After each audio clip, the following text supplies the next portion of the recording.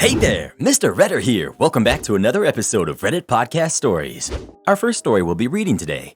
My wife thinks she's an actual princess. I gave her a reality check. After that, am I the jerk for locking my sister and her brats out of my room? And after that, sister loves to roast my husband, and he expects me to defend him. Now for every thumbs up this video gets, one Karen does not get to act like a princess. But I thought I was your queen, Reddit boy. So please smash that like button and subscribe and turn on notifications for new stories from Reddit every single day. My wife thinks she's an actual princess. I gave her a reality check. For the past several months, my wife has been acting eerily like a kid. I understand that she's playing with our daughter, but it comes across as weird to me to the degree that she plays the role. Our daughter wanted a mini pizza, and so she asked me if I'd make her one. I was, and then my wife said, Me too. I'm a princess too. I told her, no, you're an adult, not a princess. I'll make you one, but you're an adult. She laughed nervously and said, Okay, never mind. Our daughter heard and said, Dad, Mom is a princess too. I just said, agreeing, but I didn't want to have to explain it to her. I did feel bad because my wife changed out of her princess clothes too, but I don't know whether this whole ordeal makes me the jerk. You're the jerk. They're just having fun playing together. Why don't you call yourself a prince and join in? I bet your daughter would love that. Also, princesses can be adults. They don't automatically become queens when they get older. If you look at a list of current princesses in the UK, there's one that's 86 years old. Not the jerk. Your wife is delusional if she thinks she's a princess, but it could be mental health related. Does she have a therapist that she sees regularly? Sometimes adults can act out imaginary roles as a coping mechanism for past issues. I definitely see about getting her something that can help control this sort of thing, but only a doctor can tell you what she really needs. You're the jerk. Kids were playing pirate one day and wanted us to play too, so we did, for an entire evening. We had a lot of playtime like that. Impromptu candlelight dinners when they played dress up, burping contests. Yes, gross, but silly. Some of our best family memories. Kids are experts on how to have fun. Let them help you remember how to laugh. Not the jerk. All of these people claiming how important it is that you play dress up with your kids have no idea what they're talking about. That's how you create entitled kids who literally think they're princes and princesses. My parents never did any of that crap with me, and as a result, I'm a normal functioning human being who never felt entitled to anything. I have 3 kids myself now, and I would never do any of that stuff with them. If they want to have fun, we have educational games they can play. My youngest is particularly fond of Elmo, so just about every day she plays Elmo's Reading and Elmo's Numbers. My oldest 2 both try to watch that Coco Melon crap, and my wife would try to let them. That's when I had to lay down the law, and I straight up told her that if I caught them watching Coco Melon one more time, I'd divorce her in a heartbeat and get full custody. I'm a lawyer who deals with custody cases every day. She knows she wouldn't stand a chance. Guess what? Since then, I've never seen them watching that crap again. I'll be darned if I'm going to let my kids watch this new trash that's literally designed to rot their brains so they'll grow into non-functioning NPC adults the way the politicians want them to be. Edit. Oh, you let your kids watch Coco Melon all day, and you think that makes it okay? Let's see where your kids are at in life 20 years from now compared to mine. You suckers. Am I the jerk for locking my sister and her brats out of my room? To make a long story short, my sister, who's 32, and I, 26 female, ended up moving back home at the same time due to lockdown. I'm work from home and she lost her job. Because she has 3 kids, she made a big stink to keep the entire second floor to her and her kids. I got stuck with the creepy, musky basement because of her. Only it turned out to be a dream. I'm very introverted and nobody wanted to go down to the creepy, unfinished, spider-infested basement, so it worked. I spent every month since trying to finish the basement. I finished the floor with epoxy, fixed the water heater on my own dime, got a split unit for heating and cooling, exterminated. Then I installed some nice track lighting, got a mini fridge and foosball table. Now it's my own personal clubhouse. Until recently, when I noticed someone was stealing my energy drinks and messing with my game consoles. Nobody confessed, so I bought a lock and a key for both doors, gave my dad the only spare, it's his house, and locked up on Thursday so I could go to an office meeting. That's when we found out it was my nephew because he left his stuffed toy in there and apparently whined all day until my dad got home and let him in. Now my sister is raising heck about how I shouldn't get so much space to myself since I don't have kids, that I don't pay enough rent to justify it, that nothing in this arrangement is fair, and she's demanding that I leave the space open as a family room. That was not the arrangement though. The basement is my room, and I'm the one who spent all that time and money fixing it. Nobody wanted to be there until I was finished with it. Things got heated, and I called her kid a filthy brat, because he is. He gets mud everywhere, never washes his hands, and he's broken just about every console she's ever gotten the kids. And now she wants me kicked out of the house. Am I the jerk? Quick update. So after we all cooled down, I did talk to my father. He said he has zero interest in letting the kids go down there. When my sister tried to protest, he pointed out to her that the place is still not safe for kids. There are still rat traps, exposed wood. He pointed out that she herself kept screaming about there being mold. There isn't. So he doesn't want any of the kids going in there. And unless she's willing to pay for an inspector to check, she's not, she has no say. So that shut her up really quick. Then she got into it with me for the filthy brat comment, and I was about to apologize because I was heated. It was messed up. Only Dad hopped in at that moment and chose to have a serious conversation with her about the youngest not washing his hands. He apparently ruined several leftovers in the fridge last week and slimed the butter. I don't know. I don't want to know. Which my dad did want to bring up anyway, because the kid has a problem and won't bathe. But I stepped out at that point because it sounded like he was mad. Very few things make my dad mad than having to throw away perfectly good food. It's one of his triggers. So everything is shaping in my way for now. Not the jerk. You had an arrangement. She got the second floor, you got the basement. The lock is a great idea and I love it. Don't engage in the argument. It's not her house, it's your dad's. So as long as your dad isn't asking for you to leave, just go gray rock over her complaints. Don't fight. Just ensure you're good with your dad and ignore her.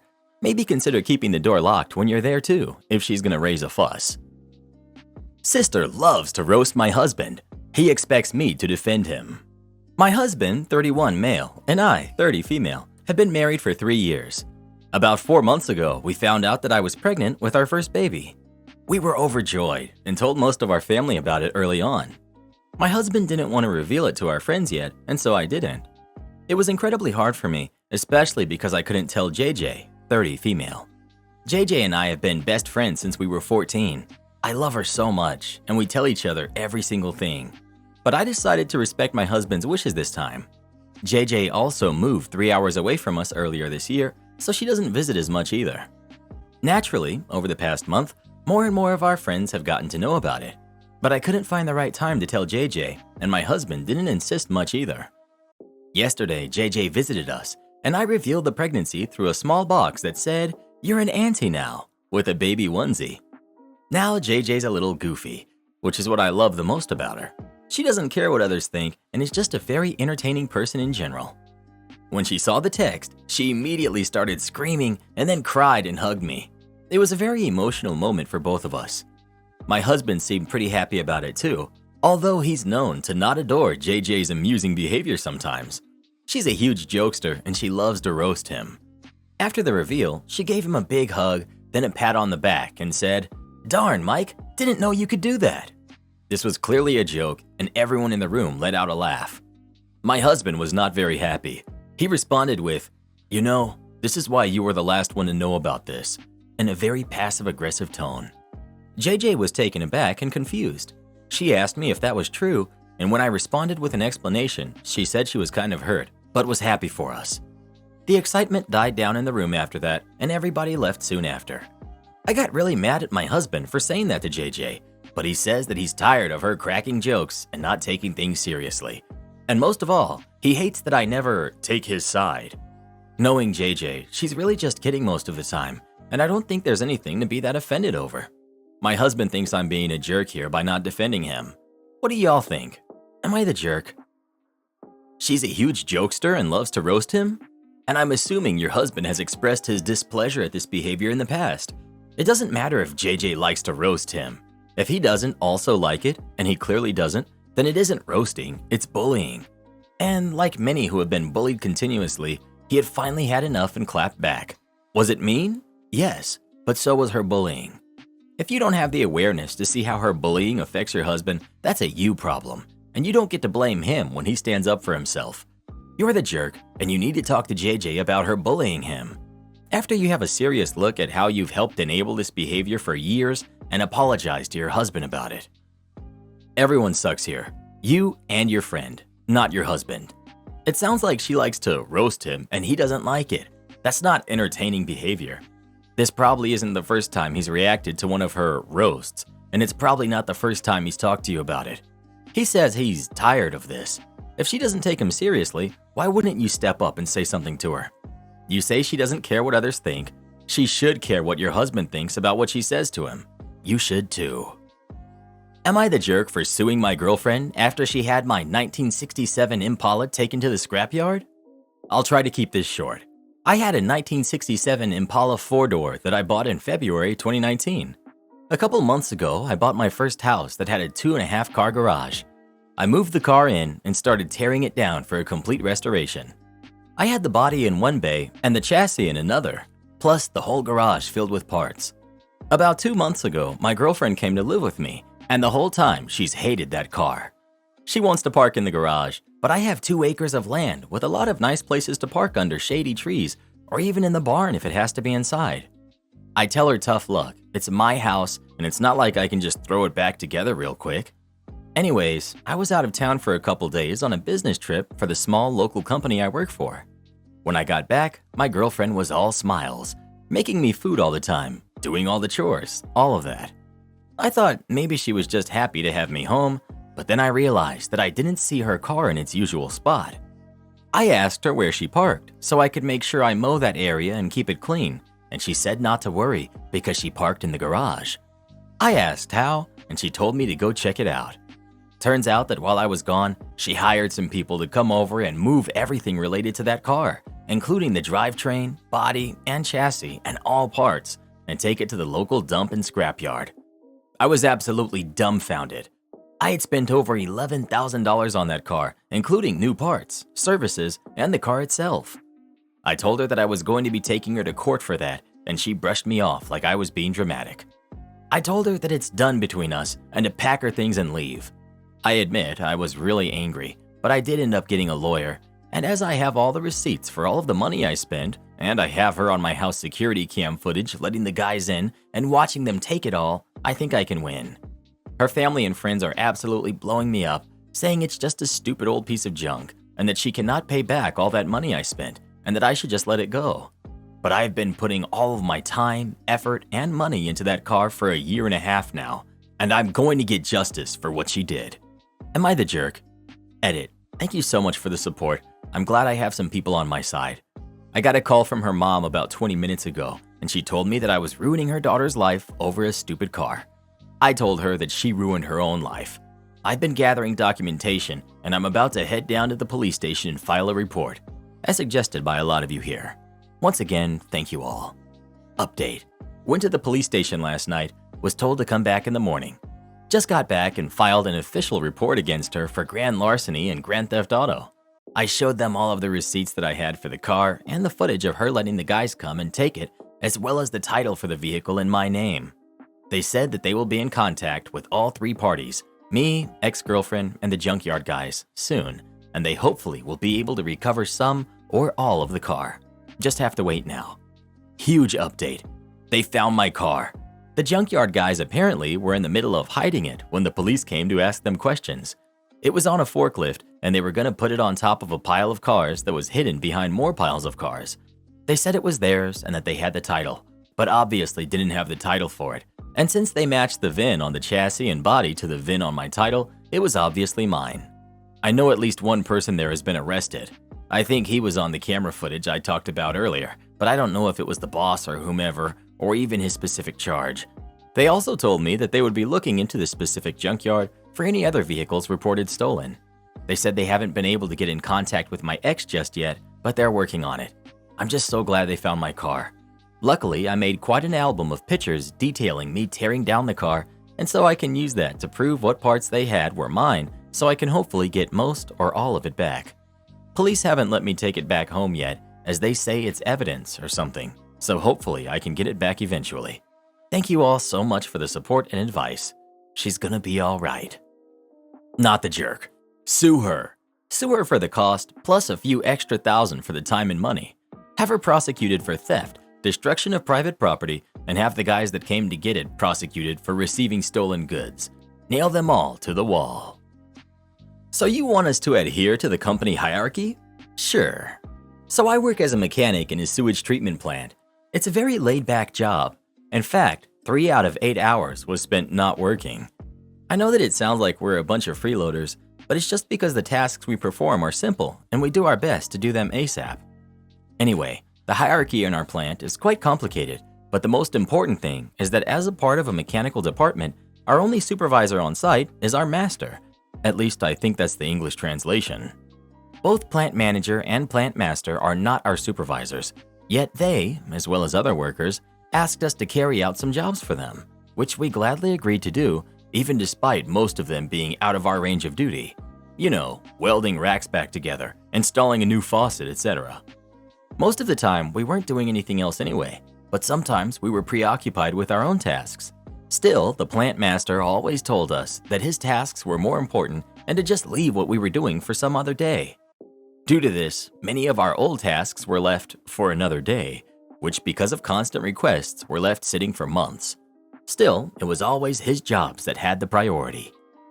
Now is the right time to address the tense situation we had with the plant master. He's best buddies with the manager, usually blaming all of the shortcomings of his team on us. Stuff like something not being cleaned, stuff that's not a mechanical failure, stuff that's simply not important enough, or stuff that's beyond our competencies and should be taken care of by a specialist company. He also had this very annoying habit of rummaging through our tools, taking parts, and using our machinery without asking. It's very annoying, but whatever. It's important to keep good relationships in work. But then he dropped the bomb. He had the list of all of our old tasks that were left unfinished. The list that wasn't that long, by the way, about 8 things, 3 of which were outside of our competencies, and said that our manager and CEO will be waiting in the conference room to give us a lecture and to take away our bonuses. The meeting went very roughly. It started with the CEO saying, "You can say goodbye to your bonus this month," then proceeded to give us a lecture about the importance of our tasks. Then he kept blabbering about us threatening our master, plant master being the only supposed witness, etc. When the CEO was talking about possible solutions, the plant master did the worst calculation of his life. He proposed adhering to the company structure and proper workflow. Well, we didn't want to oppose since we knew what that meant. We talked this over with our master. Now every time the plant manager/master wants us to do something, we reply with, "We don't take jobs in the corridors. We have our jobs to do. Sorry, we can't afford to leave what we're doing. We have it planned for today." Or, "Does our master know about this? We can't do anything without him ordering it to be done." By now, no one has been to our workshop for 4 weeks. No extra jobs, no side jobs, nothing. Only 2 tasks a day that usually take 30 minutes each with a team of 5. And it's all by the books. We definitely respect the company structure and have a proper workflow, focusing on our tasks. P.S. Most of the backlogs were also due to stuff breaking down, which is mostly due to a faulty infrastructure. Most of the pipes are clogged with sedimentation and require thorough cleaning and rebuilding. But I guess it's cheaper to simply replace a pump which had to push the same amount of sewage through pipes that have narrowed by 2 times at this point. Those poor pumps. And yeah, the pipework and technology is the responsibility of the plant master and plant manager. Am I the jerk for wanting to keep the money my grandmother left me and her estate and not give it to my parents? My grandmother passed, leaving her estate to her 2 sons, my dad's brothers, and my brother, 23 male, and I. My dad had estranged my grandmother for the last 15 years of her life, but my brother and I maintained a relationship with her. In her will, she specifically noted that she was giving the share of her estate that would have otherwise gone to my father to my brother and I, divided in 2. My parents have been extremely adamant that this money is theirs, that my father should have never been written out of the will as the money was his birthright. My mother has told me that this money is the only thing that will give my dad his dignity back, so that he is of equal value to his 2 brothers who received money. My grandmother wronged them and from their perspective, she did this to get back at them. I've dealt with my uncles and the lawyers of the estate for the past 2 years as all of this has unfolded. I maintained a relationship with my grandmother up until her last day. I visited her while she was in palliative care. My father did not. He sent a text message to her through my cell phone during her last week. My father and mother have cut me off from the rest of my extended family, both on my dad's side and my mom's side, all for reasons I still don't entirely understand, as I was very young when it happened. They've told me a bit about why this happened, but it's been very surface level. They say it was because the family judged them beyond reasons that were repairable. When speaking to my parents about wanting to give them some money, but keep some for my future and to help me pay off my student loans, they responded by telling me that I'm not poor enough for this money. I don't eat Kraft dinner every night. I have a full-time job, and my level of stress financially is incongruent with my spending habits.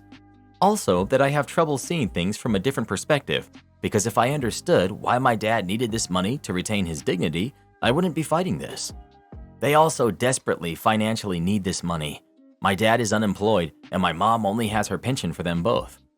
I'm worried my dad will cut me out if I don't just give him my entire share of the estate. My brother is scared of losing my parents, that he's just decided to give them the entirety of his share. I'm trying to stand my ground.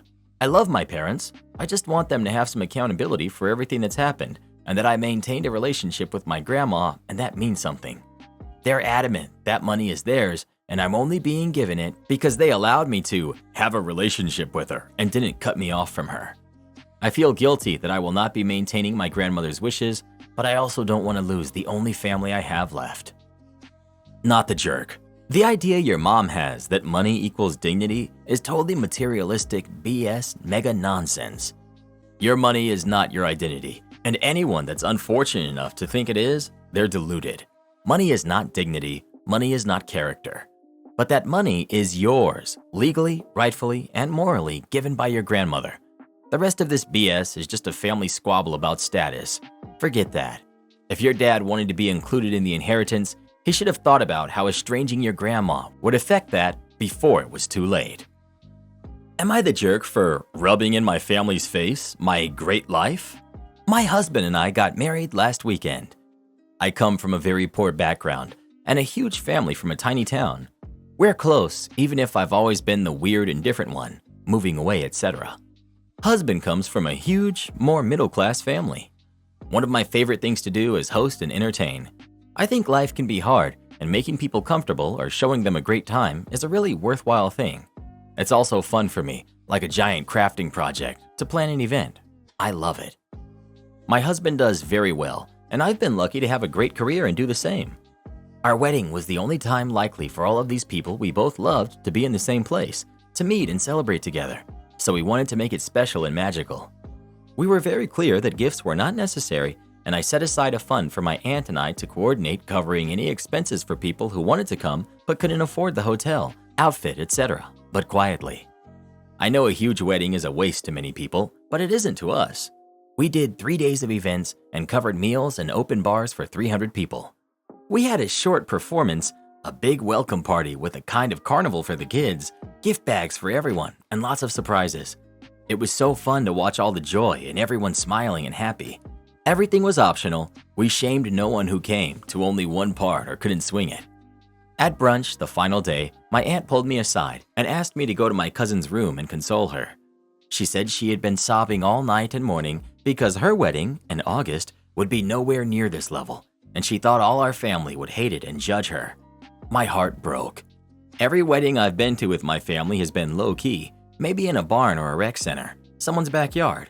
No one has ever judged or looked down on this, nor would I, just different styles, and we always have a great time. I left my guests at brunch and spent the better part of an hour with my cousin, trying to assure her of all of the above. I told her a wedding is a celebration of love, not money, etc., and that we were all very excited. She finally got weirdly calm and stopped crying, then looked me dead in the eye and said something like, Well, you don't need to worry about it because you're not invited anymore. Then locked herself in the bathroom. I came back to brunch, and most everyone was gone. I was crying, but didn't want to make a scene, and just got out as fast as possible. My husband keeps telling me to not take it to heart, But I hate that something we worked so hard to make fun and memorable for people ended up making someone I love feel terrible. And now my aunt, her mom, has started telling people that I just did this to rub in my family's face, my great, fancy, rich life, etc. I feel sick. I was so happy and proud, and now I feel so stupid. Did I really mess this up that badly? Am I the jerk? First, congratulations. Second, not the jerk. A quote: "No one can make you feel inferior without your permission." You had an amazing celebration. Please don't let one person spoil it. You will never be able to please everyone. You can't cater to everyone's desires. Do what works for you. Be humble and gracious, and it sounds like you did this well, so major props. And let the rest fall as it may. I don't have a ton of evidence to back this up, but part of me thinks that she/they were hoping to guilt you into offering money towards your cousin's wedding. Her mother and her being so distressed about how her event wasn't going to be as fancy, emphasizing that she was worried about being judged for her less expensive options. It just feels like she may have been attempting to manipulate you into offering cash to make things fair. Then, when you didn't follow the script, she dropped the poor little me act, got mad, and uninvited you. Now, to cover it all up, they're bad-mouthing you everywhere because painting you as selfish and nasty is a great way of covering up what they were trying to do.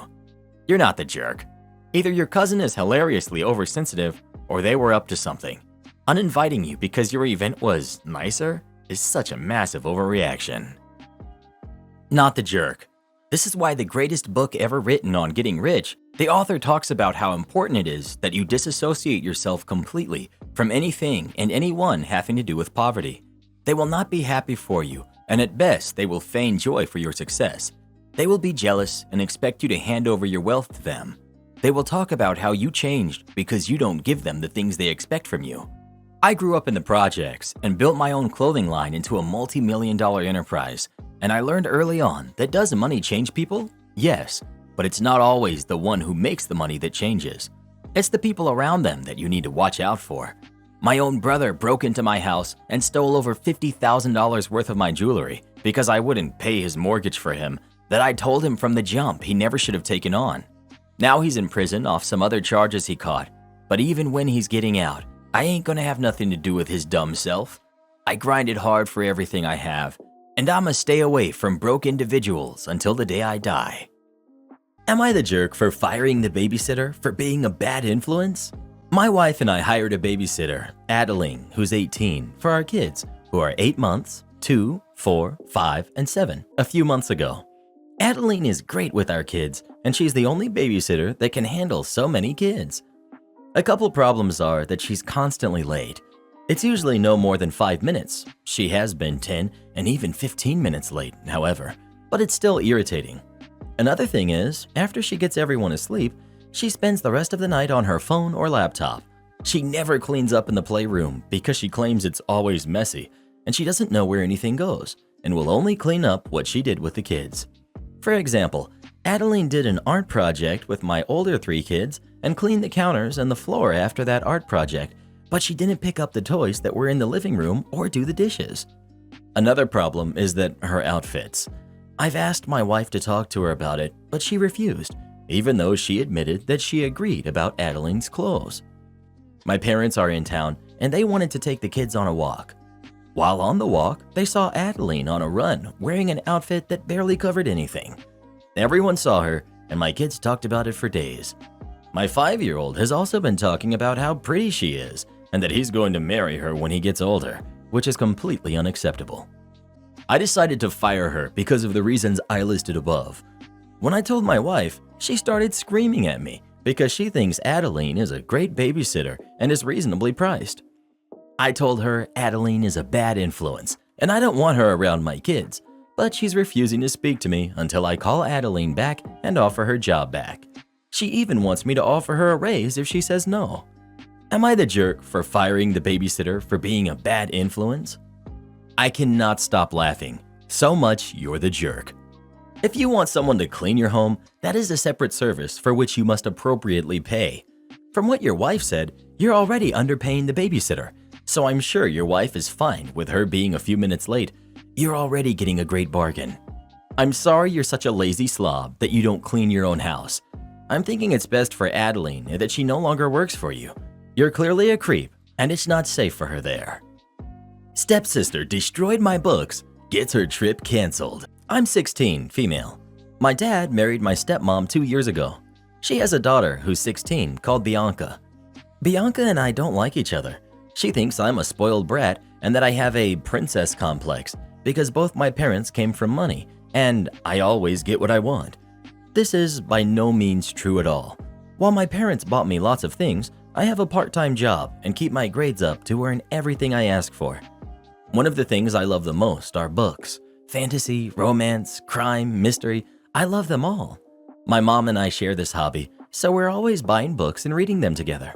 I also have a Nintendo Switch and a TV in my room. Aside from my laptop and my phone, those are my most prized possessions. My sister is always asking to borrow my things: clothes, makeup, my Switch, or my books. I let her use the first three because I don't really care, but when it comes to my books, I don't let anybody else have them. A few weeks ago, she came and asked me to take one or two because she saw the guy she likes reading The 7 Husbands of Evelyn Hugo, and I happen to have that book, though I've still yet to read it.